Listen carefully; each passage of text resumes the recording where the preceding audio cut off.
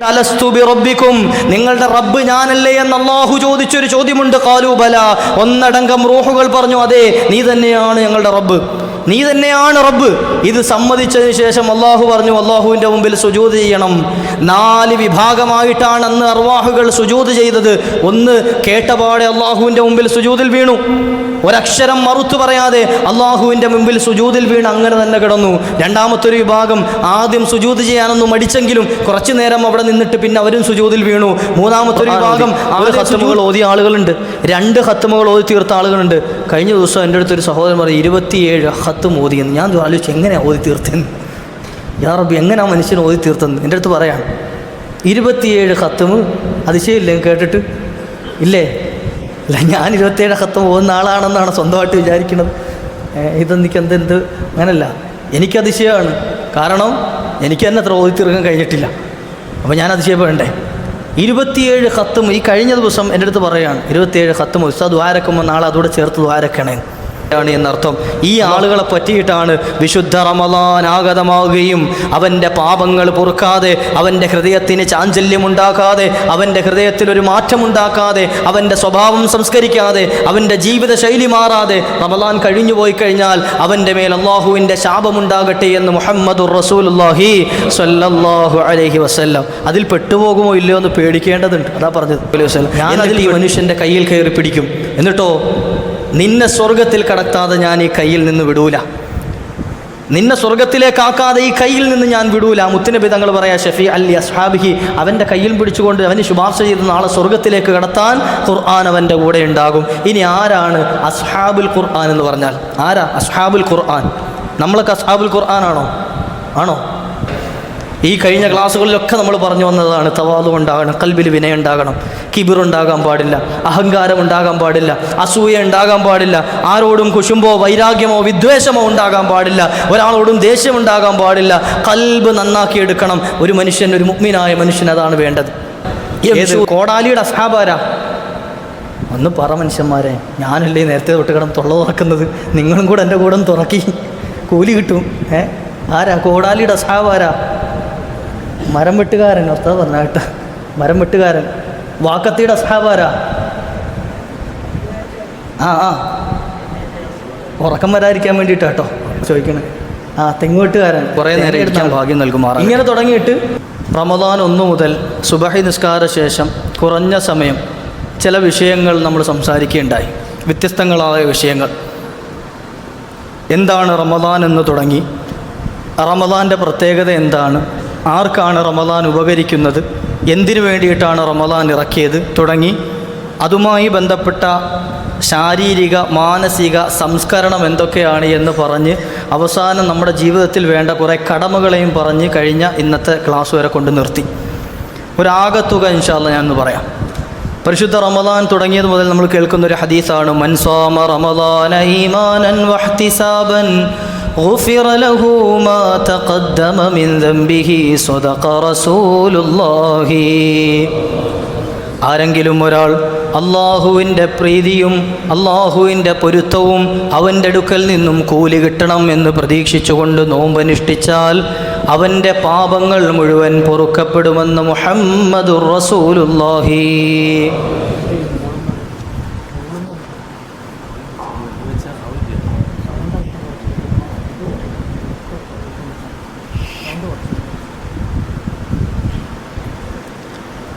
അതുപോലെ കേട്ടതാണ് വമൻ ഖാമ റമദാന ഈമാനൻ വഹ്തിസാബൻ ഗുഫിറ ലഹു മാ തഖദ്ദമ മിൻ ദംബി. ആരെങ്കിലും രാത്രി റമദാനിൽ നിന്ന് നിസ്കരിച്ചു കഴിഞ്ഞാൽ അവൻ്റെ മുൻപിൻ പാപങ്ങളൊക്കെ അള്ളാഹു പുറത്തു തരുവാൻ.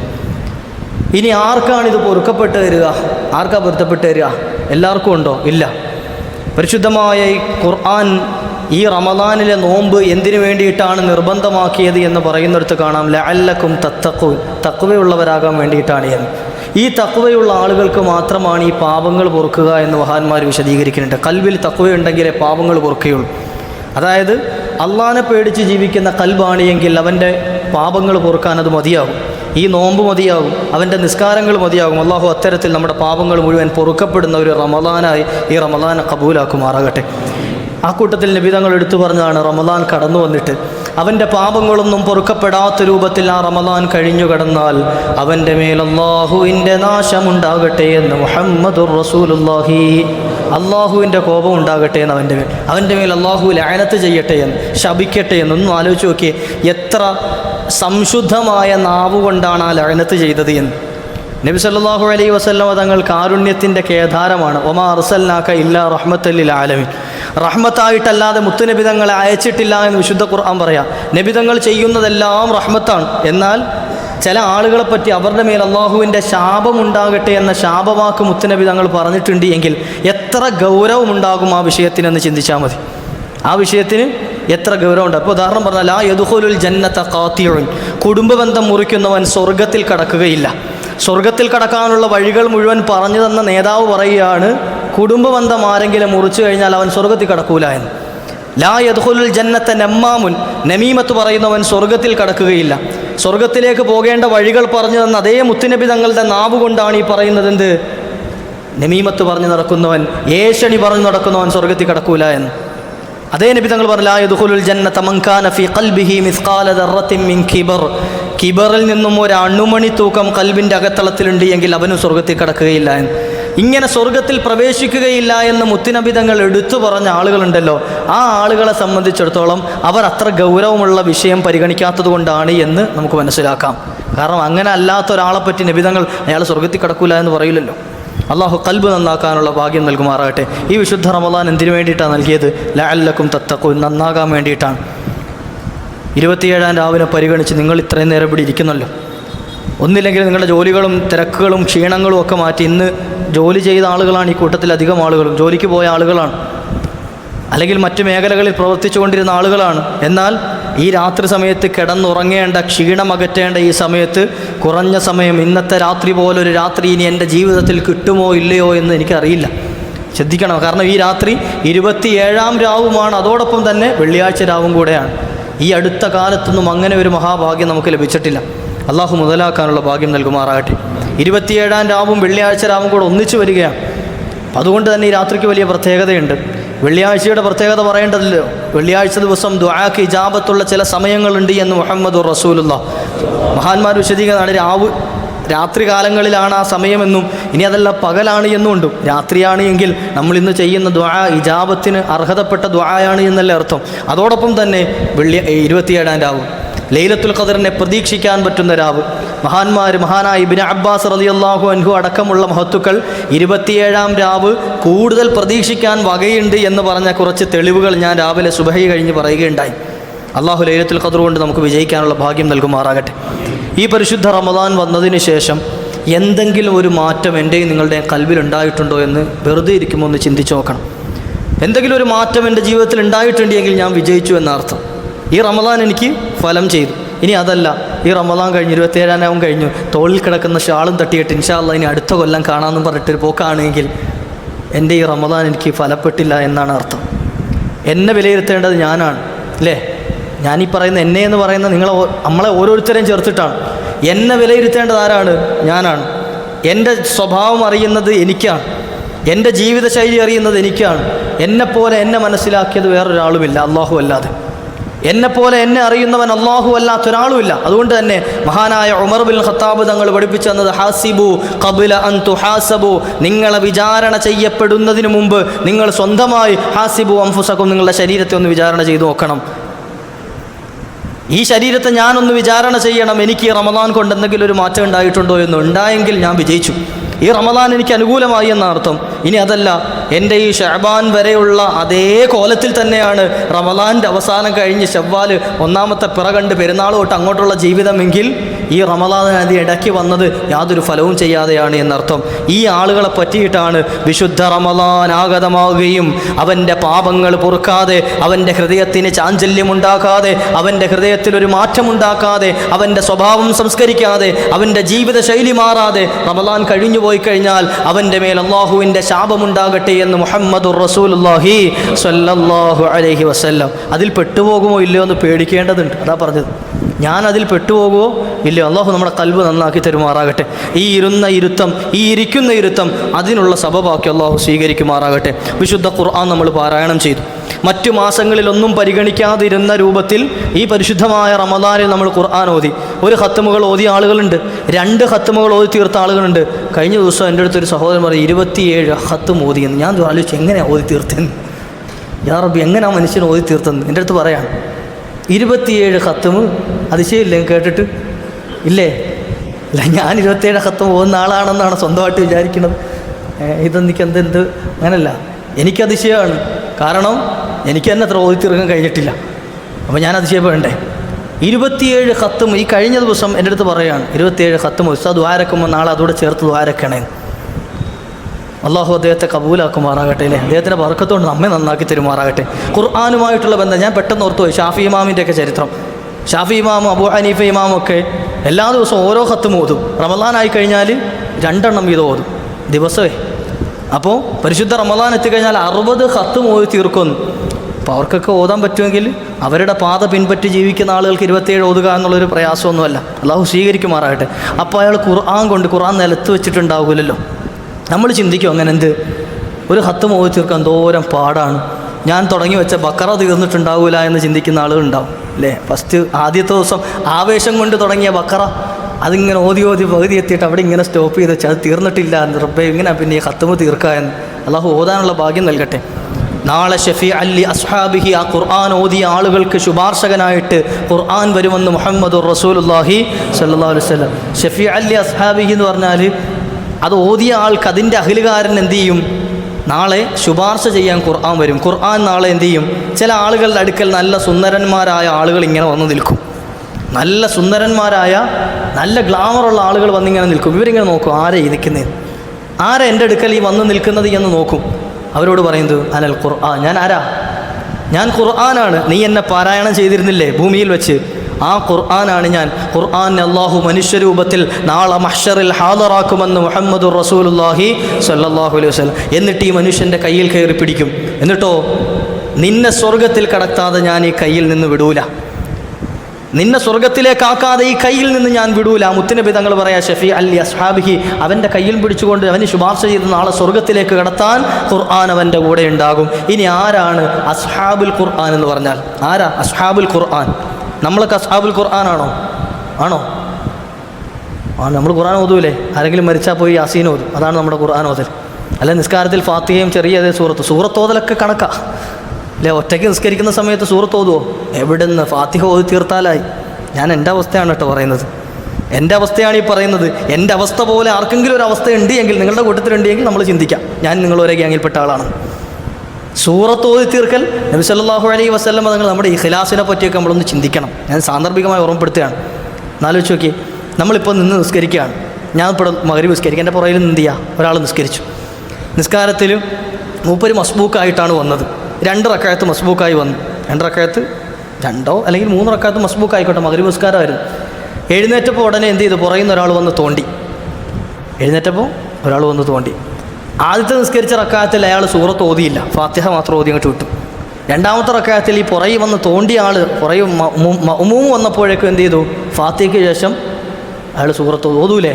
ഓതും. കാരണം എന്താ? മഅ്മൂം ഉണ്ട്. അപ്പോൾ ഉറക്കെ ഓതുമ്പോൾ സൂറത്ത് ഓതണം. ഫാത്തിഹ ഓതിയിട്ട് താഴോട്ട് പോയി കഴിഞ്ഞാൽ മുതുകത്ത് ചവിട്ടി വിട്ടു, അത് വേറെ കാര്യം. പുറകിൽ നിൽക്കുന്ന ആൾ കാരണം എന്താ? ഇവൻ നിസ്കരിക്കാൻ അറിയില്ല എന്ന് വിചാരിക്കും. അപ്പോൾ സൂറത്ത് ഓതും.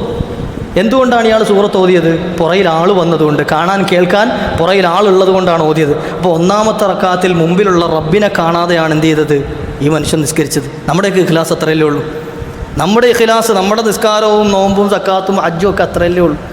മുമ്പിലുള്ള റബ്ബിനെ ശ്രദ്ധിക്കണില്ല. പുറയിൽ വന്ന ഒരാൾ തോണ്ടിയപ്പോഴേക്കും പുറയിൽ നിൽക്കുന്ന ആൾക്ക് വേണ്ടി എന്ത് ചെയ്തു?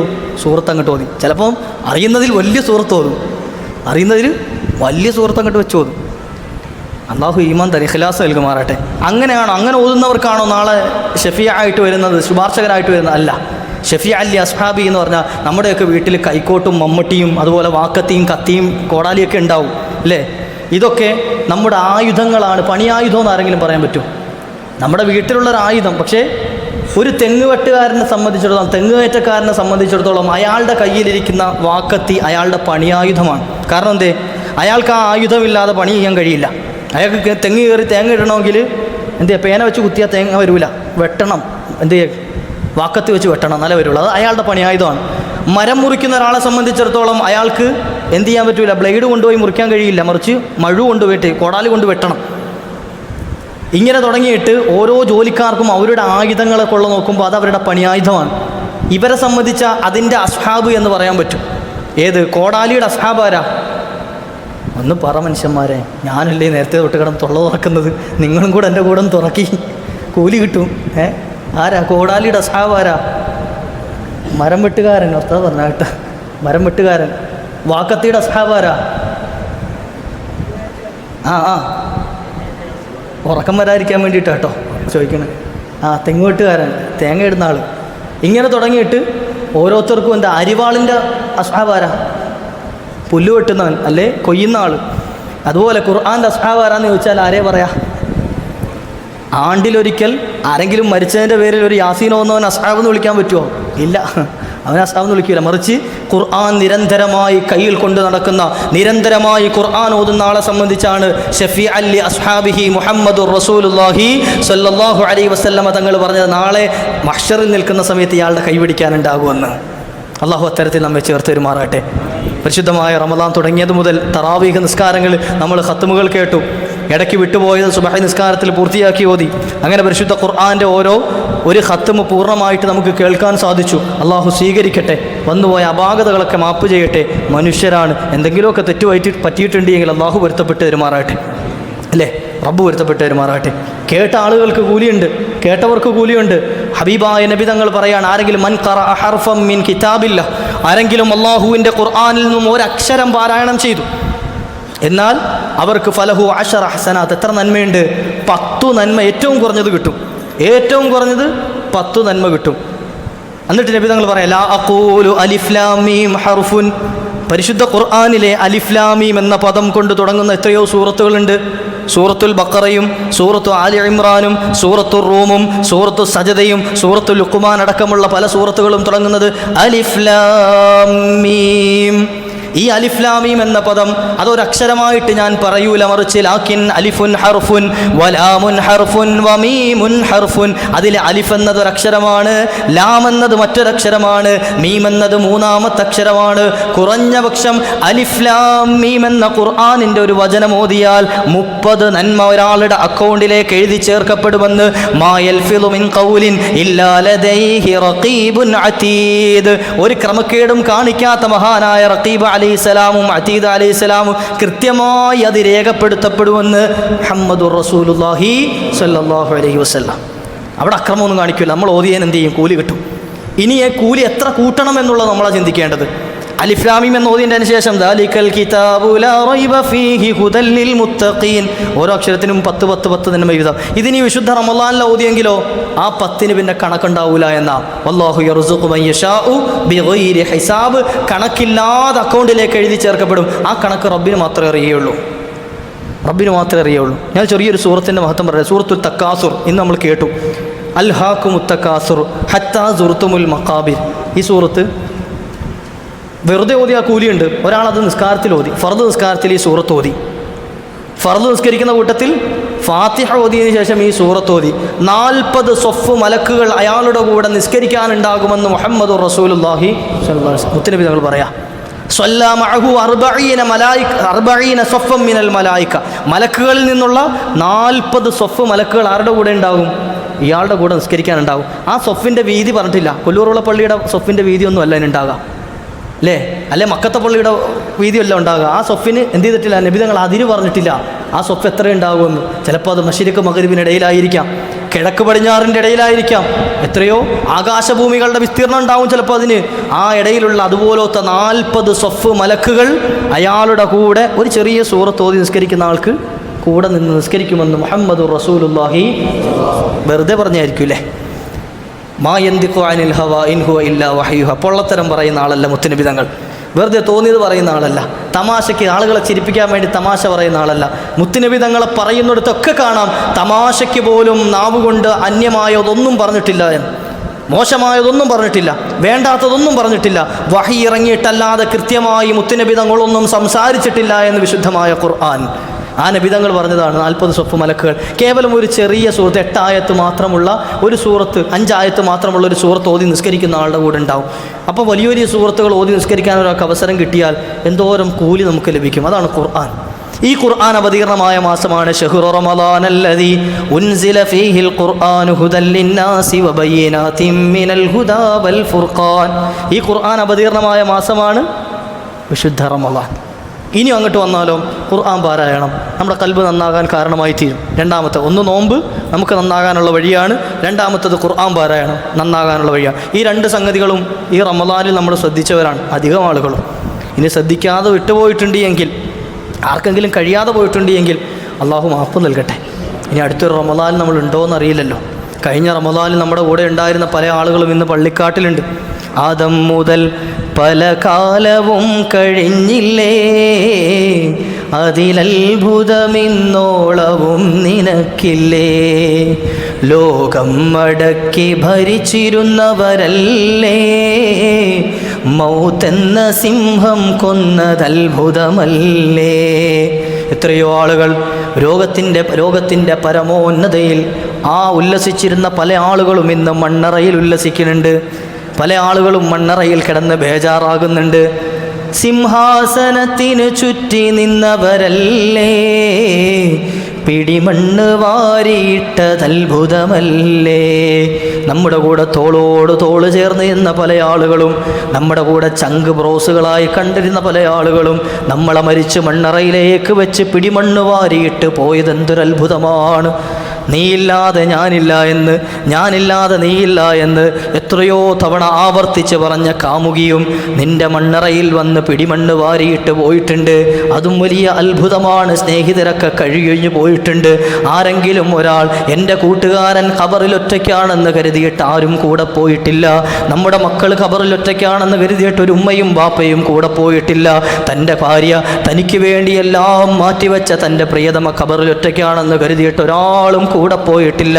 അവരൊക്കെ മിൻഹാ ഖലഖനാകും വഫീഹാ നുഈദുകും വമിൻഹാ നുഖ്രിജുകും താറതൻ ഉഖ്റാ. ഈ മണ്ണിൽ നിന്നാണ് നിന്നെ പടയ്ക്കപ്പെട്ടത്, ഈ മണ്ണിലേക്കാണ് നിന്നെ മടക്കിയത്, ഈ മണ്ണിൽ നിന്നാണ് ഇനി യജമാനനായ റബ്ബിൻ്റെ കോടതിയിലേക്ക് നിന്നെ ഉയർത്തപ്പെടുന്നത്. വിശുദ്ധ ഖുർആന്റെ ആയത്തോതി 3 പിടി മണ്ണ് വാരിയിട്ട് അവിടുന്ന് യാത്ര പറയും. ഇത് സത്യമാണ്, ഇത് സത്യമാണ്. ഇവിടെ ആരും കൂടെ വരൂല, ഇവിടെ ആരും കൂടെ വരൂല. ഇനി അടുത്തൊരു റമളാനിൽ ഇതുപോലെ ഇരുന്ന് പറയാൻ ഞാനുണ്ടാവുമെന്ന് എനിക്കൊരു പ്രതീക്ഷയില്ല. കഴിഞ്ഞ റമളാനിൽ ഇതുപോലെ വഅദ് പറഞ്ഞ മസ്ഊദ് സഖാഫി എന്ന് പറഞ്ഞൊരു ഉസ്താദ് അടുത്ത ദിവസം വഅദ് പറയേണ്ട സ്റ്റേജ് നിലമ്പൂരിൽ ഒരുങ്ങിയിട്ടുണ്ട് എങ്കിൽ അതിന് മുമ്പത്തെ ആ ദിവസത്തെ രാവിലെ അദ്ദേഹം എന്ത് ചെയ്തു? ഖബറിലേക്ക് പോയി. വഅദ് പറയാൻ കാത്തു നിന്നില്ല. എത്രയോ ആലിമീങ്ങൾ അതുപോലെ പോയവരുണ്ട്. അടുത്തൊരു മജ്ലിസിലേക്ക് അവർക്ക് എത്തിപ്പെടാൻ കഴിയാതെ പാതി വഴിയിൽ വെച്ച് അവസാനിപ്പിച്ച് യാത്ര പറഞ്ഞു പോകേണ്ടി വന്നിട്ടുണ്ട്. അടുത്തൊരു കൊല്ലം ഇതുപോലെ ഇരുന്ന് പറയാൻ ഈ സാധുവായി എനിക്ക് കഴിയുമോ എന്നറിയില്ല. അള്ളാഹു ആഫിയത്തുള്ള ദീർഘായുസ്സ് നൽകട്ടെ. അതുപോലെ മജ്ലിസുകളിൽ കേട്ടിരുന്ന എത്രയോ ആളുകൾ, കഴിഞ്ഞ മജ്ലിസുകളിൽ നമ്മുടെ കൂടെ ഉണ്ടായിരുന്ന എത്രയോ ആളുകൾ ഇന്ന് മണ്ണറയിൽ കിടക്കുന്നുണ്ട്. ഈ പള്ളിക്കാട്ടിലുണ്ട്. അതിൽ ചെറിയ മക്കളുണ്ട്, വൃദ്ധരുണ്ട്, പെണ്ണുങ്ങളുണ്ട്, ആണുങ്ങളുണ്ട്, യുവാക്കളുണ്ട്. ഒരു പ്രായഭേദ വ്യത്യാസമില്ലാതെ പലരും ഇന്ന് മണ്ണറയിൽ കിടക്കുന്നുണ്ട്. അതുകൊണ്ട് തന്നെ ഇനിയുള്ള ദിവസങ്ങളെങ്കിലും ഒന്ന് പരിഗണിക്കണമെന്ന് പറയാ ആ കൂട്ടത്തിൽ. അള്ളാഹു തൗഫീക്ക് നൽകട്ടെ. അതല്ല ഇനിയും എൻ്റെ ഖൽബിനൊരു മാറ്റവും വന്നിട്ടില്ല എങ്കിൽ ഞാൻ ഇനി കുറേ കാലം ജീവിക്കും, എനിക്ക് 30 വയസ്സായിട്ടേ ഉള്ളൂ, ഞാൻ ഇനി കുറേ കാലം ജീവിക്കും എന്നാണ് എൻ്റെ ഖൽബിൽ തോന്നലെങ്കിൽ 25 വയസ്സുള്ളവൻ ഖബറിൽ കിടപ്പുണ്ട് എന്ന് ചിന്തിച്ചാൽ മതി. എനിക്ക് 15 വയസ്സായിട്ടേ ഉള്ളൂ, പ്രായപൂർത്തിയായതല്ലേ ഉള്ളൂ, ഇനി കുറേ കാലം ജീവിക്കാനുണ്ട് എന്ന് ചിന്തിച്ചാൽ 10 വയസ്സുള്ളവനും മണ്ണറയിലേക്ക് പോയിട്ടുണ്ട് എന്ന് ചിന്തിച്ചാൽ മതി. അള്ളാഹു ഈമാൻ നൽകി അനുഗ്രഹിക്കുമാറാകട്ടെ. എവിടെയാണ് നമുക്ക് പിഴച്ചു പോകുന്നത്? ഇനിയും കുറേ കാലം ജീവിക്കാനുണ്ട് എന്ന്, ഇനി കുറേ കാലം ഞാൻ ഇവിടെ ഉണ്ടാകുമെന്നുള്ള തോന്നലാണ്. വൈലുല്ലി കുല്ലി ഹുമസത്തിൽ ലുമസ അല്ലദീ ജമഅ മാലൻ വഅദ്ദദ യഹ്സബു അന്ന മാലഹു അഖ്ലദ. എനിക്കുള്ള സമ്പാദ്യം കൊണ്ട് കുറേ കാലം എനിക്കിവിടെ ജീവിക്കാമെന്ന് ആരെങ്കിലും ധരിക്കുന്നുണ്ട് എങ്കിൽ വൈലെന്ന നരകം അവനെ കാത്തിരിക്കുന്നുണ്ട് എന്ന് വിശുദ്ധ ഖുർആൻ ഓർമ്മപ്പെടുത്തുകയാ. എനിക്ക് കുറേ സമ്പാദ്യമുണ്ട്, നല്ല ടെക്നോളജി ടെക്നോളജികളുള്ള നല്ല ഹൈ ക്ലാസ് ചികിത്സ ലഭിക്കുന്ന ഹോസ്പിറ്റലുകളിൽ പോയാൽ എനിക്ക് കുറേ കാലം കൂടെ ജീവിക്കാൻ കഴിയുമെന്ന് ആർക്കെങ്കിലും ധാരണയുണ്ട് എങ്കിൽ എത്രയോ കോടീശ്വരന്മാരായ ആളുകൾ ലോകത്ത് നിന്ന് വിട പറഞ്ഞു പോയിട്ടുണ്ട്. വലയു അഖിറല്ലാഹു നഫ്സൻ ഇദാ ജാഅ അജലുഹാ, അവധി എത്തിക്കഴിഞ്ഞാൽ എത്ര വലിയ ആധുനിക സജ്ജീകരണങ്ങളുള്ള ഹോസ്പിറ്റലാണെങ്കിലും ശരി, എത്ര വലിയ വിദഗ്ധരായ ഡോക്ടർമാരുണ്ടെന്ന് പറഞ്ഞാലും ശരി, എത്ര വലിയ ഡോസ് കൂടിയ മരുന്നുകളുണ്ടെന്ന് പറഞ്ഞാലും ശരി, ജീവൻ പിടിച്ചു നിർത്താൻ സൃഷ്ടാവായ റബ്ബിനല്ലാതെ കഴിയുകയില്ല. ഒരാൾക്കും അത് തടഞ്ഞു നിർത്താൻ സാധ്യമല്ല.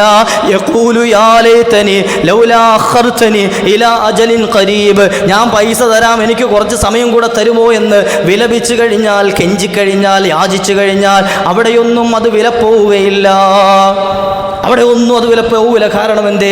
മഹാനായ അസ്രായീൽ അലൈഹി സ്വലാത്തു വസ്സലാം അവിടുന്ന് കൃത്യമായി ഡ്യൂട്ടി നിർവഹിക്കുന്ന മലക്കാണ്, കൃത്യമായി ഡ്യൂട്ടി നിർവഹിക്കുന്ന വ്യക്തിയാണ്. അവിടുന്ന് എന്ത് ചെയ്യൂല?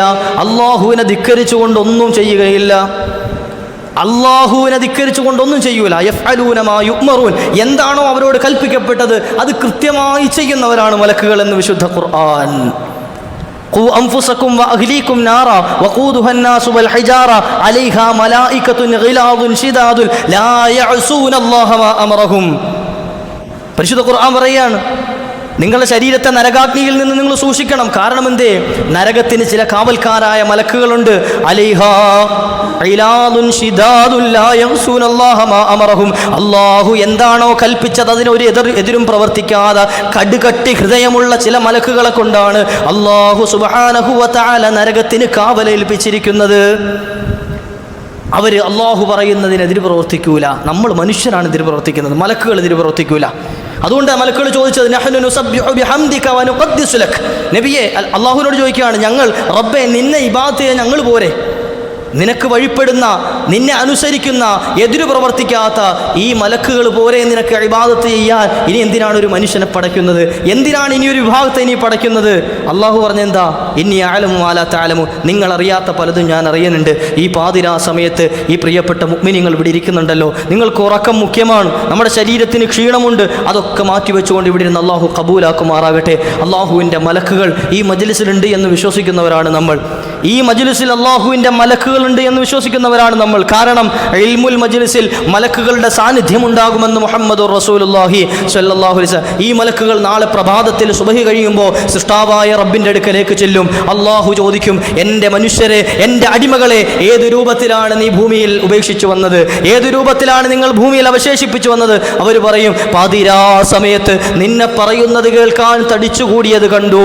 നിന്നെ കേൾക്കുന്ന, നിന്റെ ഖുർആൻ കേൾക്കുന്ന, ഹബീബായ നബിതങ്ങളുടെ ഖൗലുകൾ കേൾക്കുന്ന ഒരു വിഭാഗത്തെ ഭൂമിയിൽ ഞങ്ങൾ കണ്ടിട്ടുണ്ട് എന്ന് അഭിമാനത്തോടുകൂടി മലക്കുകൾ വിളിച്ചു പറയുമ്പോൾ അള്ളാഹുവും തൻ്റെ അടിമകളെ ഓർത്ത് അഭിമാനം കൊള്ളുമെന്ന് മുഹമ്മദുർ റസൂലുള്ളാഹി.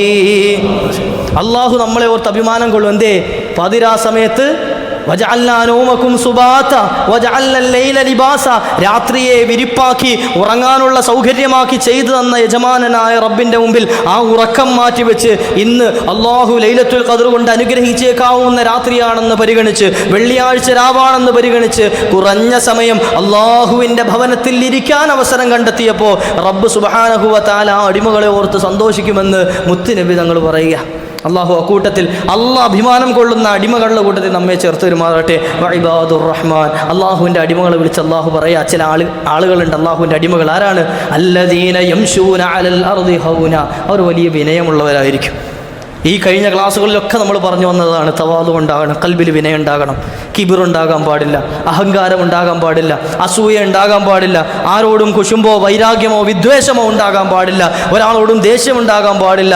കൽബ് നന്നാക്കിയെടുക്കണം ഒരു മനുഷ്യൻ, ഒരു മുഅ്മിനായ മനുഷ്യൻ അതാണ് വേണ്ടത്.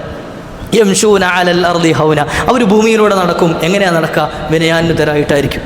ഞാൻ വലിയ ആളാണ്, വലിയ കിബിറനായിട്ട് നടക്കാം, അവൻ അള്ളാഹു പരിഗണിക്കൂല. മുത്തുനബി തങ്ങൾ പറഞ്ഞത് ലാ യദ്ഖുലുൽ ജന്നത മൻ കാന ഫീ ഖൽബിഹി മിസ്ഖാല ദർറത്തിൻ മിൻ കിബ്ർ എന്ന. ഒരു അണുമണി തൂക്കം മതി.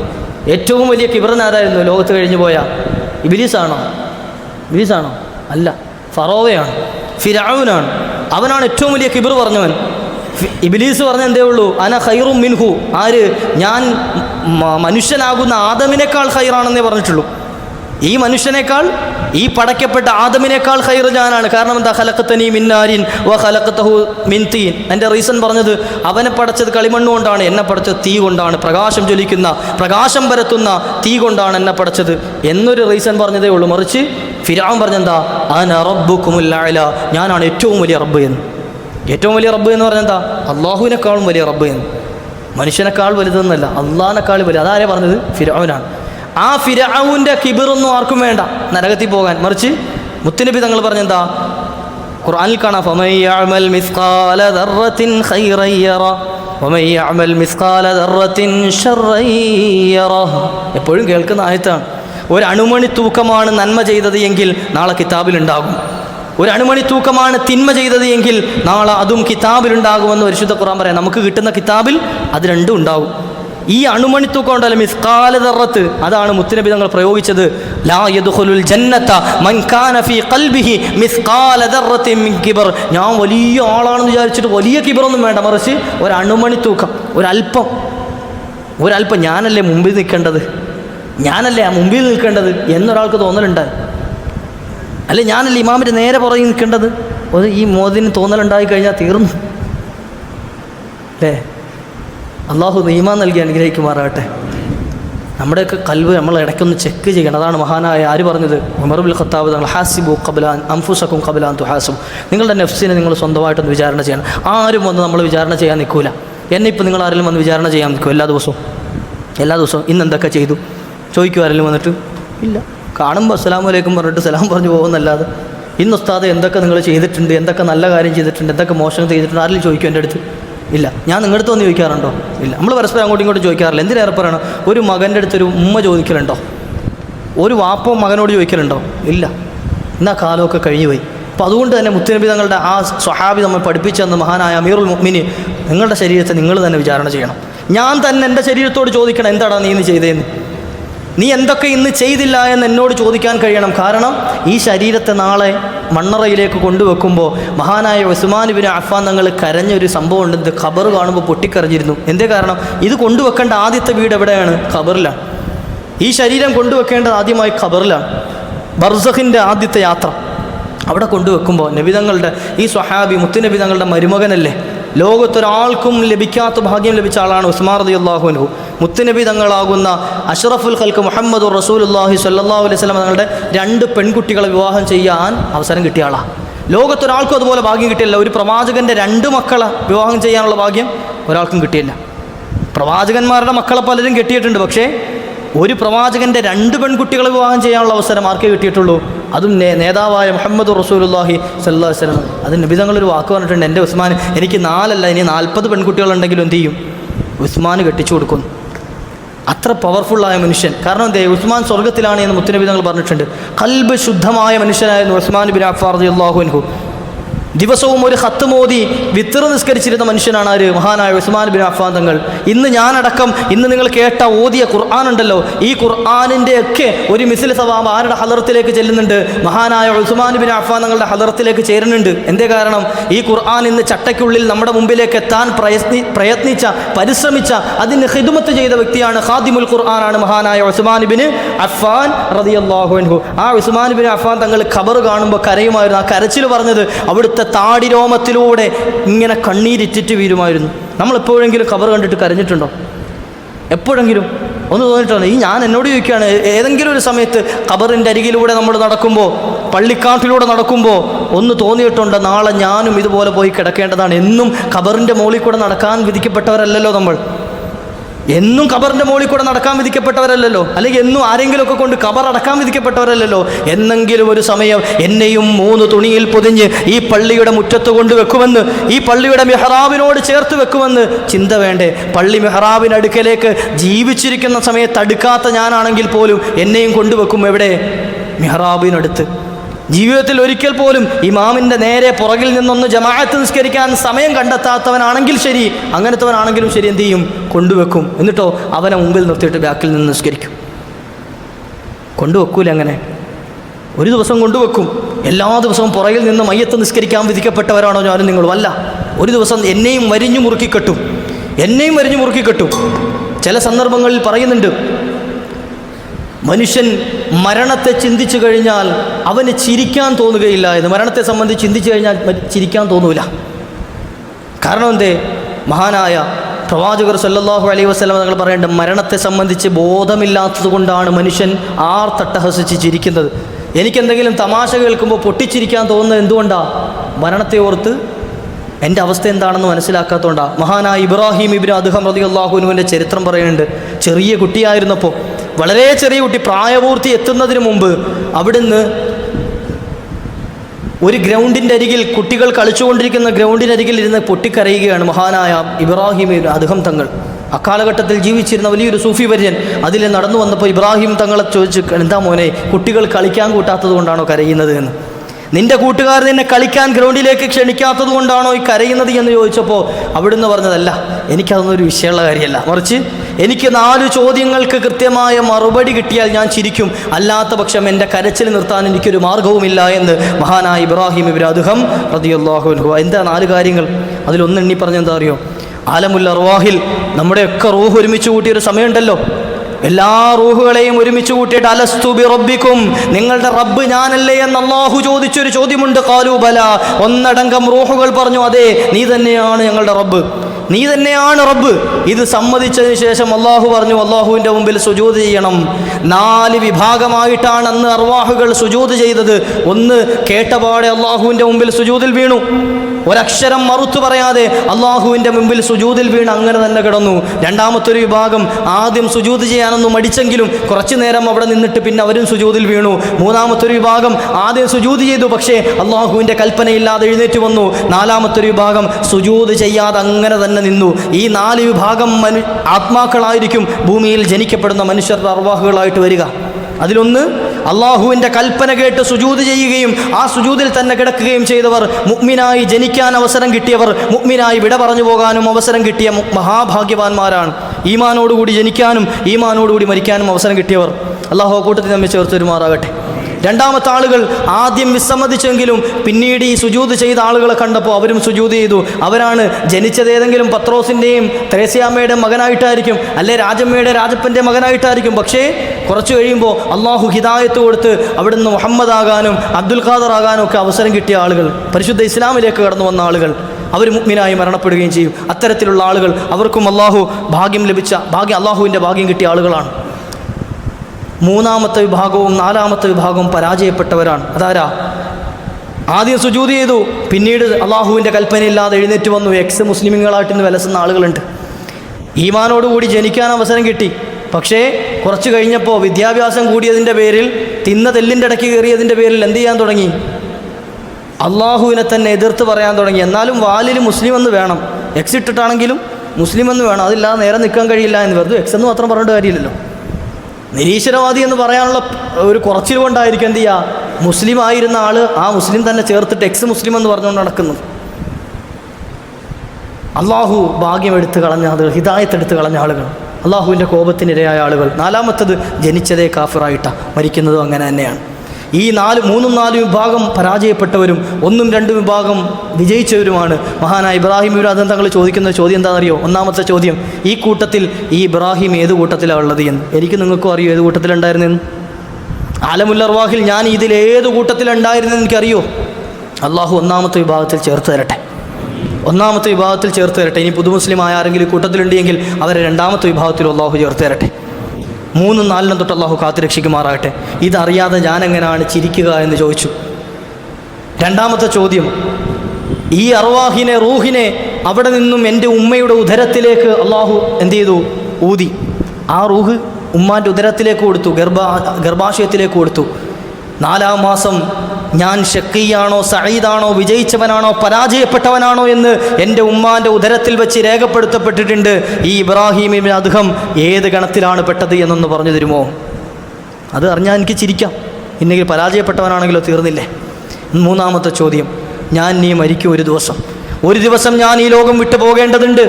കുല്ലു നഫ്സിൻ ദാഇഖത്തുൽ മൗത്ത്, എല്ലാ ശരീരവും മരണത്തെ രുചിക്കുക തന്നെ ചെയ്യും. അക്സിറു ദിക്റ ഹാദിമിൽ ലദ്ദാദ്, സർവ്വ സുഖാഡംബരങ്ങളെയും മുറിച്ചു കളയുന്ന, ഞാൻ കിടക്കുന്ന പട്ടുമെത്ത മാറി മണ്ണിൻ്റെ മെത്ത വിരിക്കുന്ന ഒരു ദിവസം എനിക്ക് വരാനുണ്ട് എന്ന്, എൻ്റെ തലയണ പതുപതുത്ത തലയണ മാറ്റിയിട്ട് അവിടേക്ക് മണ്ണു ചേർത്ത് വെക്കുന്ന ഒരു ദിവസം വരാനുണ്ട് എന്ന്, എൻ്റെ AC റൂം മാറിയിട്ട് അവിടേക്ക് ഇരുട്ടടഞ്ഞ മണ്ണറ വരാനുണ്ട് എന്ന്, ഒരു ദിവസം എനിക്കത് സംഭവിക്കാനുണ്ട് എന്ന് ചിന്തിക്കുന്ന മനുഷ്യനാണോ? നാളെ ഞാനും മരിക്കേണ്ടവനാണ്. എന്നാൽ ആ മരിക്കുന്ന സമയത്ത് ഈ ഇബ്രാഹീമിൻ്റെ അവസാന യാത്ര, ഇബ്രാഹീമിൻ്റെ ആഖിബത്ത് എങ്ങനെ ആയിരിക്കുമെന്നൊന്ന് പറഞ്ഞു തരുമോ? മറുപടിയില്ല. നാലാമത്തെ ചോദ്യം, ഇനി നാളെ മഹ്ശറിൽ ചെന്ന് നിൽക്കുന്ന സമയത്ത് വഫരീഖും ഫിൽ ജന്ന വഫരീഖും ഫിസ് സഈർ, അല്ലാഹു രണ്ട് വിഭാഗത്തെ തരംതിരിക്കും. ഒരു വിഭാഗം സ്വർഗ്ഗത്തിലേക്കും ഒരു വിഭാഗം നരകത്തിലേക്കും. ഈ കൂട്ടത്തിൽ എവിടെയാണ് ഇബ്രാഹീമിനെ പ്ലേസ് ചെയ്യപ്പെടുക, എവിടെയാണ് ഇബ്രാഹീമിന് സ്ഥാനം കിട്ടുക എന്നൊന്ന് പറഞ്ഞു തരുമോ? എന്നാൽ ഇതിന് കൃത്യമായ മറുപടി കിട്ടിയാൽ എനിക്ക് ചിരിക്കാനുള്ള വകയുണ്ട്. ഇല്ലാത്ത പക്ഷം ഞാൻ എങ്ങനെയാണ് ചിരിക്കുക എന്ന് മഹാനവറുകൾ ചോദിച്ചുവെങ്കിൽ ഈ ചോദ്യം എന്നോടും നിങ്ങളോടും നമ്മുടെ സ്വന്തം ശരീരത്തോട് നാം ചോദിക്കേണ്ടതല്ലേ? അല്ലേ? എന്നോട് അള്ളാഹു ഖൽബ് നന്നാക്കി തരുമാറാകട്ടെ. അഹങ്കരിക്കാൻ ഒരു വകയുമില്ലാത്ത ജീവിയാണ് മനുഷ്യൻ. നമ്മൾ എന്തൊക്കെയോ ഉണ്ട് എന്ന് വിചാരിക്കുക. അള്ളാഹുവിൻ്റെ സൃഷ്ടികളിൽ ഏറ്റവും ബലഹീനനായ ഖുലിഖൽ ഇൻസാനു ദഈഫ, ഒരു പാറ്റ ചീറിപ്പാഞ്ഞ് നേരെ വന്നാൽ മണ്ടിപ്പായി. നമ്മൾ ഒരു ഓന്ത് അല്ല ഒരു പല്ലി ഒന്ന് ചാടി ഇങ്ങോട്ട് വന്നാൽ എന്ത് ചെയ്യും? നമ്മൾ ഇരിക്കുന്നിടത്ത് നിന്ന് അനങ്ങൂലേ? നമ്മളെക്കാൾ എത്രയോ ചെറിയ ജീവിയാണ് പല്ലി എന്ന് കരുതിയിട്ട് പല്ലി വരുന്നതെന്ന് പറഞ്ഞിട്ട് നമ്മളോട് ഇരിക്കുക. പെട്ടെന്ന് എന്ത് ചെയ്യും? ഒന്ന് സ്പീഡിൽ അതിങ്ങോട്ട് അടുത്തേക്ക് വന്നാൽ നമ്മൾ എഴുന്നേക്കും. അവിടെ നിന്ന് ഇരിക്കുന്നിടത്തുനിന്ന് ബഹുമാനം കൊണ്ടല്ല, പേടിച്ചിട്ടാണ് എഴുന്നേക്കുന്നത്. പല്ലിയോട് ബഹുമാനം കാണിച്ചിട്ട് എഴുന്നേക്കുന്നത്, അല്ലെ കൂറയോട് പാറ്റയോട് ബഹുമാനം കാണിച്ചിട്ടല്ലോ, പെട്ടെന്നൊരു പേടി വന്നിട്ടല്ലേ എഴുന്നേക്കുന്നത്. ഖുലിഖൽ ഇൻസാനു ദഈഫ, മനുഷ്യൻ ബലഹീനനാണ്. മനുഷ്യൻ അള്ളാഹു ബലം കൊടുത്തത് അവൻ്റെ വിവേകം കൊണ്ടാണ്, ബുദ്ധിയുള്ളത് കൊണ്ടാണ് മനുഷ്യൻ എന്ത് ചെയ്തത്? കുറച്ച് ബലം ഉണ്ടായത്. ആന മനുഷ്യനേക്കാൾ വലിയ ജീവിയാണ്. മനുഷ്യനേക്കാൾ എത്രയോ ടൺ ഭാരമുള്ള ജീവിയാണ് ആന. എന്നാൽ ഈ ആനയെ മെരുക്കിയെടുക്കാനുള്ള വിവേകം ആർക്ക് കൊടുത്തു? അള്ളാഹു മനുഷ്യന് കൊടുത്തു. അല്ലേ? മനുഷ്യനെ പോലെ വിവേകം ആനയ്ക്ക് കൊടുത്തിരുന്നെങ്കിൽ ഏതെങ്കിലും ഉത്സവപ്പറമ്പിൽ ഏതെങ്കിലും ഒരെണ്ണം ബാക്കിയുണ്ടാകുമോ? ഇന്ന് ഉറൂസിനും ആനയാണ്, ഉത്സവത്തിന് അമ്പലത്തിലും ആനയാണ്, പള്ളിയിലും ആനയാണ്. ഓരോ നേർച്ച മാതിരി എന്താ ഓരോരുത്തരെ തല്ലിക്കൊല്ലുക ആന, എടുത്തടിച്ചു കൊല്ലുക. അല്ലേ? അടുത്ത് ഇപ്പോൾ ആന വിളയാടിയ എത്രയോ ഉറൂസുകളും അതുപോലെ തന്നെ ഉത്സവങ്ങളും നമ്മൾ കണ്ടു. കാട്ടിൽ ജീവിക്കേണ്ട ജീവിയെ പിടിച്ച് നാട്ടിൽ കൊണ്ടുവന്നിട്ട് ഭരിക്കാൽ. മുമ്പൊക്കെ തടി പിടിക്കാനൊക്കെ ആനയെ കൊണ്ടുവരും. ഇന്ന് തടി പിടിക്കാനൊക്കെ എന്തോരം മിഷനുണ്ട്, എന്തോരം സംവിധാനങ്ങളുണ്ട്. ഇന്ന് ആനയെ കൊണ്ടുവരുന്നത് പ്രൗഢിക്ക് വേണ്ടിയാണ്. പതുപതുത്ത കാലുള്ള ആന ചൂടത്ത് നിർത്തിയിട്ട്, അതുപോലെ തന്നെ ആന എന്നുള്ളത് ജീവി, അതിൻ്റെ കാലുകൊണ്ട് ശബ്ദം അതിന് ശ്രവിക്കാൻ കഴിയുന്നൊരു ജീവിയാണ് ആന. അതിൻ്റെ മൂട്ടിൽ വന്ന അമിട്ടും പടക്കവും എന്തോരം അമിട്ടാ പൊട്ടിക്കുന്നത്. എന്നിട്ട് ചെണ്ടയും കൊട്ടിയിട്ട് അതിനെ എന്ത് ചെയ്യുക? അത് കടിച്ച് പിടിച്ച് അവസാനം സഹിയിട്ടൊന്ന് ഇടയുമ്പോഴേക്കും എന്ത് ചെയ്യുക? പിന്നെ അതിനെ കുത്താനും മാന്താനും തോണ്ടാനും പോവുക, ചങ്ങലക്കിടാൻ പോവുക. മനുഷ്യൻ എത്ര ക്രൂരനാണില്ലേ? സഹജീവികളോടും അല്ലാ യർഹം ലാ യുർഹം, കരുണ കാണിക്കാത്തവൻ കരുണ കാണിക്കപ്പെടുകയില്ല എന്ന് മുഹമ്മദുർ റസൂലുള്ളാഹി. കാട്ടിൽ ജീവിക്കേണ്ടത് കാട്ടിൽ ജീവിക്കണം, കാട്ടിൽ ജീവിക്കേണ്ട ജീവി കാട്ടിൽ ജീവിക്കണം. സാന്ദർഭികമായി ഓർമ്മപ്പെടുത്തിയെന്നേ ഉള്ളൂ. എന്നാൽ ഈ മനുഷ്യൻ്റെ വിവേകബുദ്ധി ആനയ്ക്ക് അള്ളാഹു കൊടുത്തിരുന്നുവെങ്കിൽ കൃത്യമായി മനുഷ്യൻ പാഠം പഠിക്കുമായിരുന്നു. അല്ലേ? അടുക്കാൻ കഴിയുമോ ജീവജാലങ്ങളോട്? കഴിയില്ല. മനുഷ്യൻ അള്ളാഹു ശക്തി കൊടുത്തത് വിവേകം കൊണ്ടാണ്. ഈ വിവേകബുദ്ധി കൃത്യമായി യൂട്ടിലൈസ് ചെയ്യുമ്പോഴാണ് എന്ത് ചെയ്യുന്നത്? നാളെ സ്വർഗത്തിലേക്ക് എത്താൻ കഴിയുക. ഇത് കൃത്യമായി ഉപയോഗിക്കുമ്പോഴാണ് മനുഷ്യന് സ്വർഗത്തിലേക്ക് എത്താൻ കഴിയുക. ഇതെവിടെയാണോ ഫാൾട്ട് സംഭവിക്കുന്നത്, പരാജയപ്പെട്ടു പോകുന്നത്, മനുഷ്യനും നാളെ നരകത്തിലേക്ക് പോകും. ചിന്തിക്കേണ്ടതുണ്ട്. ഈ ചോദ്യങ്ങളൊക്കെ എന്നോടും നിങ്ങളോടും ചോദിക്കുന്ന ചോദ്യം ഞാനും ഒരു ദിവസം ഇവിടെ നിന്ന് യാത്ര പറഞ്ഞു പോകേണ്ടതല്ലേ എന്ന്. ആ സമയത്ത് അവസാന യാത്ര മഹാനായ ഉസ്മാൻ ഇബ്നു അഫ്ഫാൻ തങ്ങൾ ആ കരച്ചിൽ, അവിടുത്തെ താടിരോമത്തിലൂടെ കണ്ണുനീരിറ്റി വീണി അവിടുന്ന് കരഞ്ഞത് പറഞ്ഞെന്താ? ഈ ഖബറിലേക്കാണ് ആദ്യം ഞാൻ പോകേണ്ടത്. മുത്തുനബി തങ്ങൾ പറയുന്നത് ഞാൻ കേട്ടിട്ടുണ്ട്, ആരെങ്കിലും ഈ ഖബറിൽ രക്ഷപ്പെട്ടു കഴിഞ്ഞാൽ അവൻ ബാക്കിയുള്ള ബർസഖ് മുഴുവൻ, ബാക്കിയുള്ള ആഖിറം മുഴുവൻ രക്ഷപ്പെട്ടു. ആരെങ്കിലും ഇവിടെ പിടിക്കപ്പെട്ട് കഴിഞ്ഞാൽ അവൻ്റെ ആഖിറം മുഴുവൻ പരാജയപ്പെട്ടു പോയി എന്ന് മുഹമ്മദുർ റസൂലുള്ളാഹി സ്വല്ലല്ലാഹു അലൈഹി വസല്ലം. ഈ ഉസ്മാനെ എങ്ങാനും പിടിച്ചു നിർത്തുമെന്ന് പേടിച്ചിട്ടാണ്. ഉസ്മാൻ റളിയല്ലാഹു അൻഹു ആകുന്ന തന്നെ ഖബറിൽ പിടിച്ചു നിർത്തുമോ എന്ന്, ഖബറിലെങ്ങാനും പ്രയാസപ്പെടുത്തുമോ എന്ന് പേടിച്ചിട്ടാണ് കരയുന്നത് എന്ന് ആര് പറയാ? ഉസ്മാൻ തങ്ങൾ പറയാ. ആര്? എന്നെയും നിങ്ങളെയും പോലത്തെ ലോ ക്ലാസ് പാർട്ടിയാ ഉസ്മാൻ റളിയല്ലാഹു അൻഹു. ഒരു ഖത്ത് മോദി വിത്തർ നിസ്കരിക്കുക നമുക്കൊന്നും ചിന്തിക്കാൻ പോലും കഴിയില്ല. നമ്മൾ ഖത്ത് മോദി തീർത്തത് റമദാൻ മുഴുവൻ കൊണ്ടാണ്, തറാവീഹ് മുഴുവൻ നിന്നിട്ടാണ്. ഇല്ലേ? അതും ഹൈ സ്പീഡിൽ അടിച്ച് ഓതി വിട്ടിട്ടാണ് അത് തീർന്നത്. ഒരല്പം സ്പീഡ് കുറഞ്ഞ് കുറച്ച് നേരം വൈകിയിരുന്നെങ്കിൽ അപ്പോൾ പിറുപിറുക്കും പുറയുന്നിട്ട് കുറച്ചുകൂടെ സ്പീഡ് കൂട്ടിക്കോടെ സ്ഥാനം ചോദിക്കൂലേ. അള്ളാഹു നമുക്ക് ഈമാൻ നൽകി അനുഗ്രഹിക്കട്ടെ. പക്ഷേ എല്ലാ ദിവസവും ഒരു മടിയില്ലാതെ നിന്ന് നിസ്കരിക്കാൻ, വിത്ർ നിസ്കരിക്കാൻ, ഒരൊറ്റ റക്അത്തിൽ നിന്ന് ഖത്മ് ഓതി തീർക്കാൻ മടിയില്ലാതിരുന്ന മഹാനായ ഉസ്മാൻ തങ്ങൾ ഖബർ കണ്ടപ്പോൾ കരഞ്ഞുവെങ്കിൽ അവരുടെയൊക്കെ ഈമാൻ്റെ വലിപ്പം എത്ര ഉണ്ടാവുമെന്ന് ചിന്തിക്കണം. എൻ്റെ അബൂബക്കർ സ്വർഗത്തിലാണ് എന്ന് പറഞ്ഞ അബൂബക്കർ സിദ്ദീഖ് തങ്ങൾ പുൽക്കൊടി കാണുമ്പോൾ കരയുമായിരുന്നു. എന്തേ കാരണം? ഇതുപോലൊരു പുൽക്കൊടി ആയിരുന്നുവെങ്കിൽ ഏതെങ്കിലും കന്നുകാലി തിന്ന് കാഷ്ടമായി മണ്ണോട് ലയിച്ച് പോകുമായിരുന്നല്ലോ, എനിക്കിവിടെ നാളെ മഹ്ശറ നേരിടേണ്ടി വരില്ലായിരുന്നല്ലോ. ആര്? നാളെ ആദ്യമായി അമ്പിയാക്കൾ കഴിഞ്ഞാൽ സ്വർഗത്തിൽ കിടക്കുന്ന മഹാനായ അബൂബക്കർ സിദ്ദീഖ് റളിയല്ലാഹു അൻഹു. ഉമർ തങ്ങൾ കരഞ്ഞ് അവിടുത്തെ കൺതടത്തിൽ കറുത്ത പാടുകളുണ്ടായിരുന്നു, കണ്ണുനീരിന് പകരം ചോര ഒഴുകിയിട്ട്. ആ ഉമർ തങ്ങൾ അവസാന സമയത്ത് വഫാത്താകുന്ന സമയം മഹാനായ ഉദൈഫ റളിയല്ലാഹുവിനെ വിളിച്ചു പറഞ്ഞൊരു പറച്ചിലുണ്ട്. ആ കഅബാലയത്തിൻ്റെ സവിധത്തിൽ മുനാഫിക്കീങ്ങളുടെ പേരെഴുതി തൂക്കിയിട്ടുണ്ട്. ഈ ഉമറിൻ്റെ പേരെങ്ങാനും ആ കൂട്ടത്തിലുണ്ടോ എന്ന് നോക്കണേന്ന്. ഈ ഉമറിൻ്റെ പേരെങ്ങാനും ആരെങ്കിലും തെറ്റിദ്ധരിച്ച് ഈ ഉമർ മുനാഫിക്കാണ് എന്ന് കരുതിയിട്ട് അവിടെ എഴുതി തൂക്കിയിട്ടുണ്ടോ എന്നൊന്ന് നോക്കണേ എന്ന് മഹാനായ ഉമർ ബിൻ ഖത്താബ് റളിയല്ലാഹു അൻഹു. ഉമർ തങ്ങളുടെ പേര് പറയുന്ന സദസ്സിൽ പാപം പൊറുക്കപ്പെടുമെന്ന് ബീവി ആയിഷത്തു സിദ്ദീഖ റളിയല്ലാഹു അൻഹ. അവരൊക്കെ വിലപിച്ചത് അവരുടെ ആഖിബത്ത് എന്താകും, ആഖിറം എന്താകും എന്ന് ഓർത്തിട്ടാണ് എങ്കിൽ ഇന്ന് നമ്മൾ വിലപിക്കുന്നതോ? നമ്മൾ വിലപിക്കുന്നതിനാ നമ്മുടെ ബിസിനസ് എന്താകുമെന്ന് ഓർത്തിട്ടാ, മക്കളെ എങ്ങനെ വളർത്തുമെന്ന് ഓർത്തിട്ടാ, അല്ലേ? നമ്മുടെ കച്ചവടം എങ്ങനെ ആകുമെന്ന് ഓർത്തിട്ടാ, നമ്മുടെ ജോലി എങ്ങനെ ചെയ്യുമെന്ന് ഓർത്തിട്ടാണ്. നമ്മുടെയൊക്കെ ചിന്ത അങ്ങോട്ടേ ഉള്ളൂ, ദുനിയാവിൽ ചുരുങ്ങിപ്പോയതാ.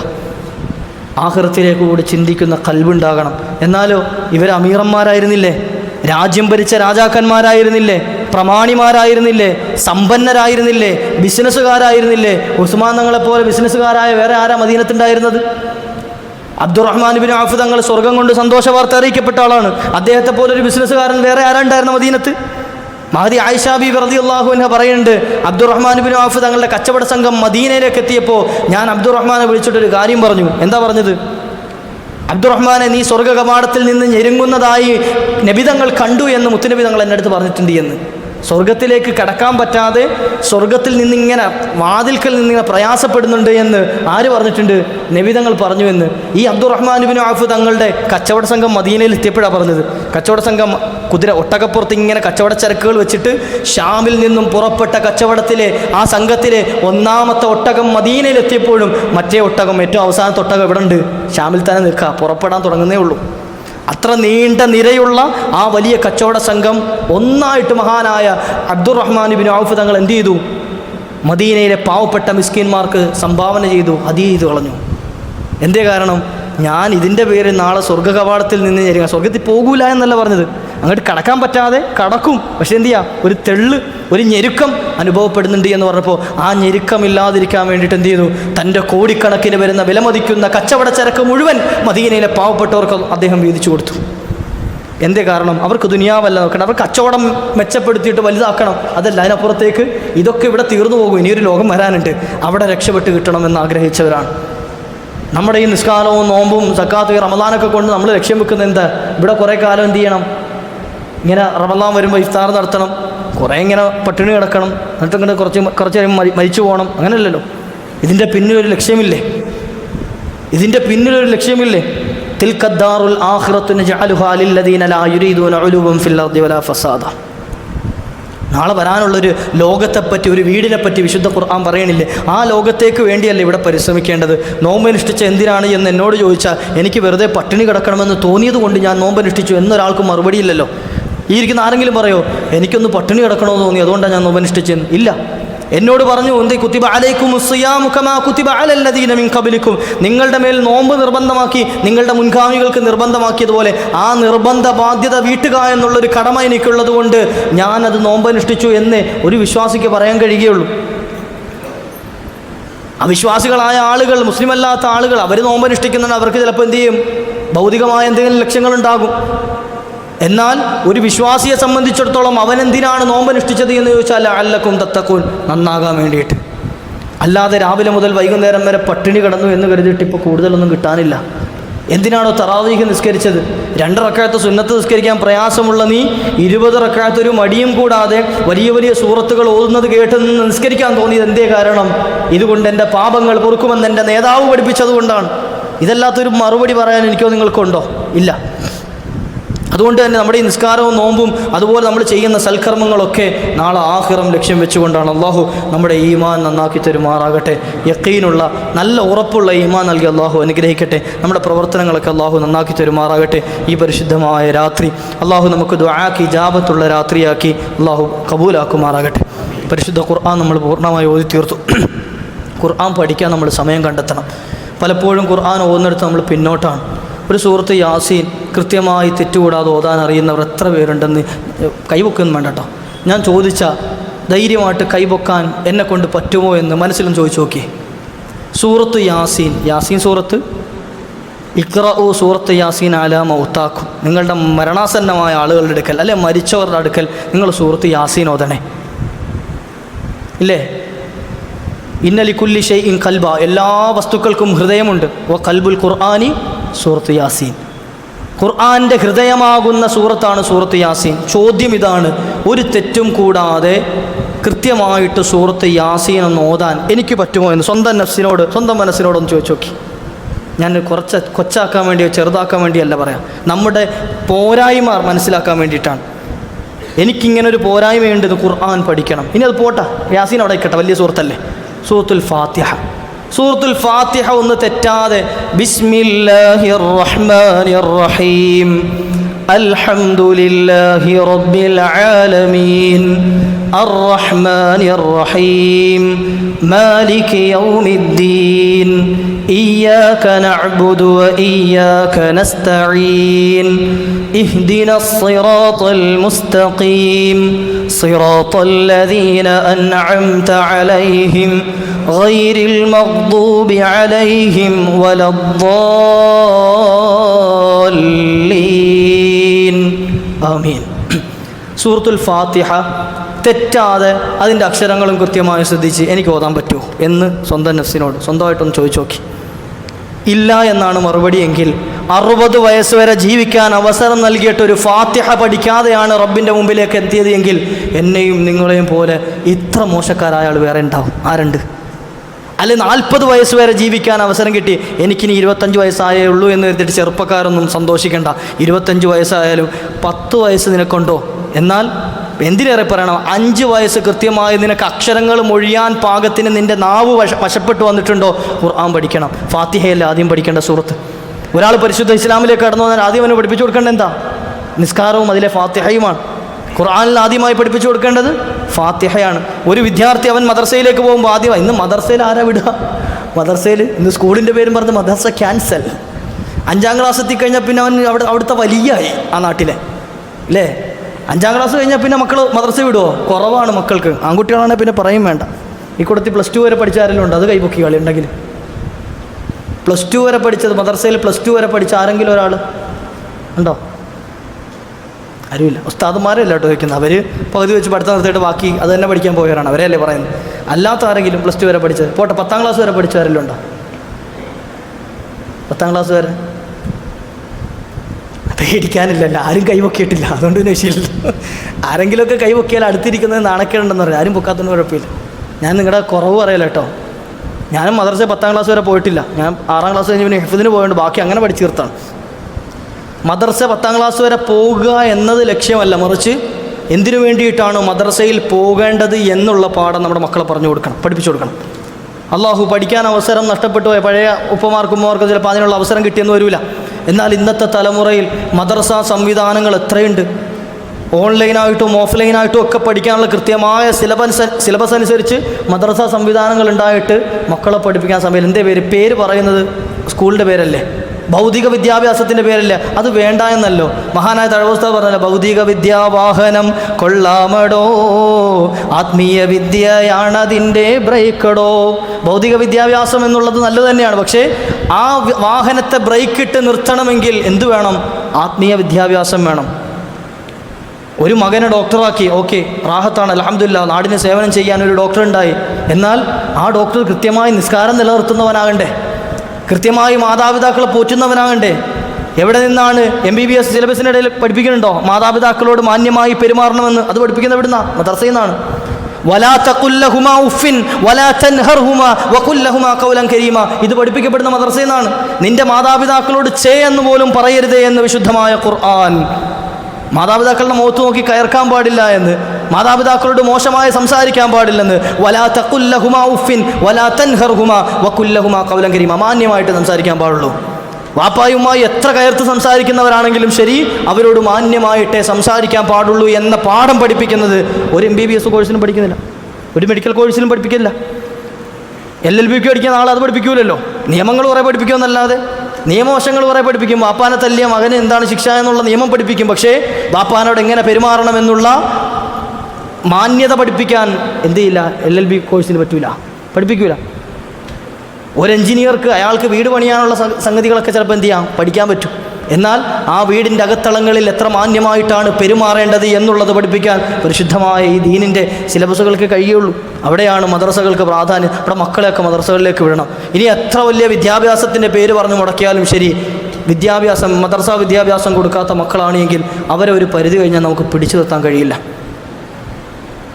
ഞാൻ കഴിഞ്ഞ ജോലി ചെയ്ത സ്ഥലത്ത് +2 വരെ പഠിച്ചൊരു വിദ്യാർത്ഥി, എനിക്ക് വലിയ അത്ഭുതം തോന്നി. അവൻ 2 വിദ്യാഭ്യാസവും 10ാം ക്ലാസ്സും അതുപോലെ +2 ഒക്കെ എന്ത് ചെയ്ത് രണ്ടും ഒരേപോലെ എഴുതി തീർത്ത ആളാണ്. സ്കൂളിലും മദ്രസയിലും നല്ലതുപോലെ പഠിക്കുകയും എന്ത് ചെയ്ത് നല്ല മാർക്കോട് നേടുകയും വിജയിക്കുകയും ചെയ്തു. വലിയ അത്ഭുതം തോന്നി അങ്ങനത്തെ കുട്ടികളെ കാണുമ്പോൾ. കാരണം എന്തേ, ഒരു പരിധി കഴിയുമ്പോൾ ആൺകുട്ടികൾക്കൊരു തോന്നൽ വരും, എന്ത്, എനിക്കിനി മദ്രസയിൽ പോയ ആളുകൾ കളിയാക്കുമെന്ന്, ആളുകൾ കുറച്ചിൽ ചെറുതാക്കി കാണുമെന്നില്ലേ. മദ്രസ വിദ്യാഭ്യാസം അത്ര ചെറുതായതുകൊണ്ടോ മോശമായതുകൊണ്ടാണോ ഖുർആൻ പഠിക്കൽ? തൻ്റെ മാതാവിനെ എങ്ങനെ നോക്കണം എന്ന് പഠിപ്പിക്കുന്നത് അത്ര മോശപ്പെട്ട സംഗതിയാണോ? തൻ്റെ പിതാവിനോട് എങ്ങനെ പെരുമാറണമെന്ന്, തൻ്റെ ഗുരുനാഥനോട് എങ്ങനെ പെരുമാറണമെന്ന് പറഞ്ഞു കൊടുക്കുന്ന അത്ര മോശപ്പെട്ട പരിപാടിയാണ് ആണോ? അത് മോശമാണെങ്കിൽ ഓക്കെ, എന്തിനേറെ പറയണം, താനൊരു വിവാഹം ചെയ്തു, തൻ്റെ ഭാര്യയോട് എങ്ങനെ പെരുമാറണമെന്ന് ഇന്ന് പലർക്കും അറിയില്ലല്ലോ. എങ്ങനെയാണ് ഭർത്താവിനോടും ഭാര്യയോടും പെരുമാറേണ്ടത് എന്ന് അറിയില്ല. കാരണം അത് പഠിക്കാൻ മക്കൾക്ക് അവസരം കൊടുക്കണില്ല. എങ്ങനെയാണ് മക്കളെ വളർത്തേണ്ടത് എന്ന് മാതാപിതാക്കൾക്ക് അറിയില്ല. അത് പഠിക്കാൻ അവർ തയ്യാറാകുന്നില്ല. അത് തന്നെ കാരണം. മദ്രസയിലേക്ക് നമ്മുടെ മക്കളെ ചേർക്കണം. പകുതി വെച്ച് നിർത്തിയവരുണ്ട്, അവർ തുടർ പഠനത്തിന് പറഞ്ഞു വിടണം. 5ാം ക്ലാസ് കഴിയുമ്പോഴത്തേക്കും മദ്രസ നിർത്തി, എന്തെങ്കിലും പഠിച്ചോന്ന് വെച്ചോ, ഒരു ചുക്കും പഠിച്ചിട്ടുണ്ടാവില്ല. ഖുർആൻ വരെയൊക്കെ ഓതാൻ പോലും അറിയണ്ടാവില്ല. കുറേ കാലം കഴിയുമ്പോൾ ഇതുപോലെ മജ്‌ലിസുകളിൽ വന്നിരുന്നിട്ട് ആർക്കൊക്കെ ഫാത്തിഹ ഓതാൻ അറിയുന്നത് എന്ന് ഏതെങ്കിലും ഒരു മുലിയാർ ചോദിക്കുമ്പോൾ അന്ന് ഇങ്ങനെ തലയും കുനിച്ചിരിക്കുക എന്നല്ലാതെ അവിടെ വേറൊരു എന്തുണ്ടാവില്ല, പ്രയോജനം ഉണ്ടാവില്ല. നമ്മുടെ മക്കളെങ്കിലും പഠിപ്പിക്കണം. എന്തേ ഗുണം, നാളെ ഞാൻ മരിച്ച് മണ്ണറയിൽ കിടക്കുമ്പോൾ എനിക്ക് വേണ്ടി ഒരു ഫാത്തിഹയെങ്കിലും കൃത്യമായിട്ട് ഓതൂലേ? ഒരു ഫാത്തിഹയെങ്കിലും മയ്യത്ത് കൊണ്ടുവച്ചിട്ട് വാപ്പാൻ്റെ മയ്യത്തിൻ്റെ മുമ്പിൽ വെച്ചുകൊണ്ട് നിസ്കരിക്കാൻ നിൽക്കുകയാണ് മകൻ. എങ്ങനെ നിസ്കരിക്കണമെന്നറിയില്ല. അല്ലാഹുമ്മ ഗഫിർ ലഹു വർഹംഹു, അള്ളാഹു എൻ്റെ വാപ്പാക്ക് പൊരുത്തപ്പെട്ട് കൊടുക്കണേ എന്ന് പറയാൻ പോലും, ആ ദുആ പോലും അറിയാത്ത മകനും മകളുമായി നമ്മൾ മാറിയിട്ടുണ്ട് എങ്കിൽ എത്ര ഭാഗ്യം കെട്ടവരാണ് നമ്മൾ. നമ്മളെന്ത് ചെയ്യണം, മക്കളെങ്കിലും പഠിപ്പിച്ചൊക്കെ മരിച്ചു കിടക്കുമ്പോൾ ഒരു ദുആയെങ്കിലും കിട്ടുമല്ലോ. അള്ളാഹു നമ്മുടെ മക്കളെയൊക്കെ സ്വാലിഹീങ്ങളും സ്വാലിഹാത്തുകളുമാക്കി അനുഗ്രഹിക്കുമാറാകട്ടെ. ഇപ്പം പരിശുദ്ധ ഖുർആൻ നമ്മൾ പൂർണ്ണമായി ഓതിക്കേട്ടു അല്ലേ? വന്നുപോയ അപാകതകളൊക്കെ അള്ളാഹു മാപ്പ് ചെയ്യട്ടെ. ഖുർആൻ ഓരോ അക്ഷരങ്ങൾക്കും 10 നന്മ വീതം എഴുതപ്പെടുന്ന മഹാ അത്ഭുതമാണ് ഖുർആൻ. ആ ഖുർആൻ്റെ 30 ജുസ്ഉകളും നമ്മൾ ഓതി. അള്ളാഹുവെ നീ സ്വീകരിക്കണേ, അള്ളാഹ് നീ കബൂലാക്കണേ റഹ്മാനെ. ഇൻഷാ അല്ലാഹ് ഖത്മുൽ ഖുർആൻ്റെ ചെറിയൊരു ദുആയും ഇൻഷാ അല്ലാഹ്. ഒരുപാട് ആളുകൾ പല ആവശ്യങ്ങളും പറഞ്ഞ് ദുആരക്കാൻ ഏൽപ്പിച്ചവരുണ്ട്. ആരൊക്കെയാണ് പറഞ്ഞത് എന്ന് വേറോ നാളോ ഡീറ്റെയിൽസോ ഒന്നും ചിലപ്പോൾ എനിക്ക് പറയാൻ പെട്ടെന്ന് കിട്ടിയില്ല എങ്കിലും എന്നോട് പറഞ്ഞ ആളുകളെയൊക്കെ ആർക്കറിയാം? സൃഷ്ടാവായ റബ്ബിനറിയാം. അള്ളാഹു ആ പറഞ്ഞവരുടെ എല്ലാവരുടെയും മുറാദുകൾ നീ ഹാസിലാക്കണേ അള്ളാഹ്. നമ്മുടെ മുൻ പ്രസിഡൻറ്റ് കൂടിയായ വൈ ഇസ്മായിൽ കുഞ്ഞ് സാഹിബ്, അദ്ദേഹത്തിൻ്റെ ഭാര്യയ്ക്ക് വേണ്ടി ദുആരക്കാൻ അബൂഷാ ബീവി, അതുപോലെ തന്നെ ബാക്കിയുള്ള കുടുംബാദികൾ മരണപ്പെട്ടു പോയ മുഴുവൻ ആളുകൾക്ക് വേണ്ടി ദുആരക്കാൻ വേണ്ടി, നമ്മുടെ ഇഫ്താറിനൊക്കെ സംഭാവന നൽകി ദുആരക്കാൻ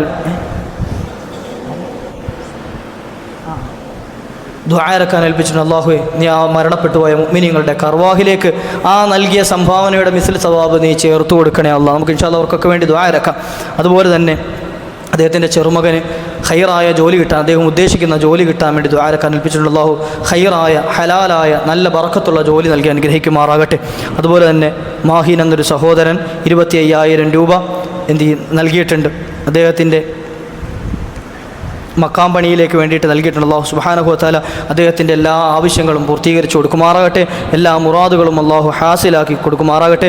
അതുപോലെ തന്നെ അദ്ദേഹത്തിൻ്റെ ഉമ്മയും അതുപോലെ തന്നെ ഭാര്യയും ഉമ്മയും ഒക്കെ ഉംറയ്ക്ക് പോകുന്നുണ്ട് എന്ന് അറിയിച്ചിട്ടുണ്ട്.